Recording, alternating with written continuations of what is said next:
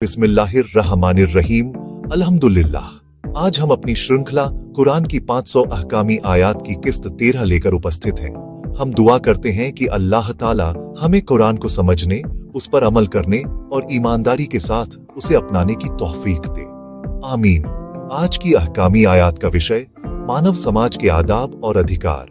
दोस्तों, कुरान पाक मानव जीवन के हर पहलू को रोशन करता है। अहकामी आयात में इंसान की सामाजिक और व्यक्तिगत जिंदगी से जुड़े वे सभी निर्देश मौजूद हैं जिन पर चलकर एक समाज अमन, इंसाफ और रहमत का केंद्र बन सकता है। आज की किस्त में हम 3 महत्वपूर्ण आयात का अध्ययन करेंगे। एक आयत संख्या 1, सूरह अन-निसा, आयत 36। अल्लाह की इबादत करो और उसके साथ किसी को साझी न बनाओ और माता पिता के साथ भलाई करो। रिश्तेदारों, अनाथों, गरीबों, पड़ोसियों और मुसाफिरों के साथ भी अच्छा व्यवहार करो। इस आयत में 8 प्रकार के लोगों के अधिकार बताए गए हैं। इबादत के तुरंत बाद माता पिता के अधिकार का उल्लेख किया गया है। एक आदर्श समाज वही होता है जहां लोग एक दूसरे के साथ भलाई और सद्भाव का व्यवहार करें। 2 आयत संख्या 2, सूरह अल-हुजुरात, आयत 10। मोमिन तो आपस में भाई भाई है, इसलिए अपने भाइयों के बीच सुलह करा दो। यह आयत समाज को विवादों से मुक्त रखने का सबसे बड़ा सिद्धांत देती है। विश्वास करने वाले आपस में भाई हैं।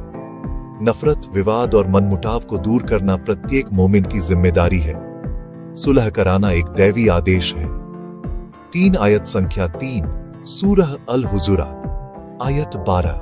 बहुत से संदेहों से बचो, क्योंकि कई संदेह पाप होते हैं। जासूसी मत करो, एक दूसरे की निंदा, गहीबत मत करो।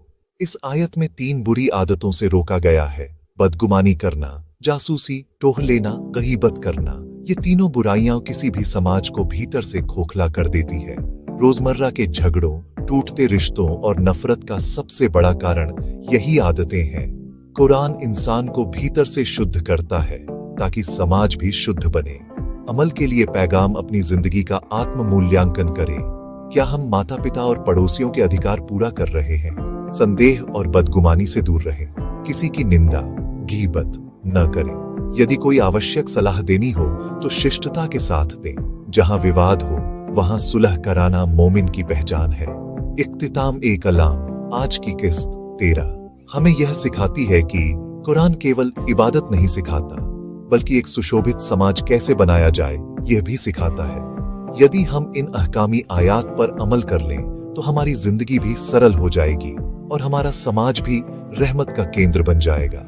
यदि वीडियो पसंद आए तो लाइक और शेयर करें। चैनल को सब्सक्राइब करके बेल आइकन अवश्य दबाएं।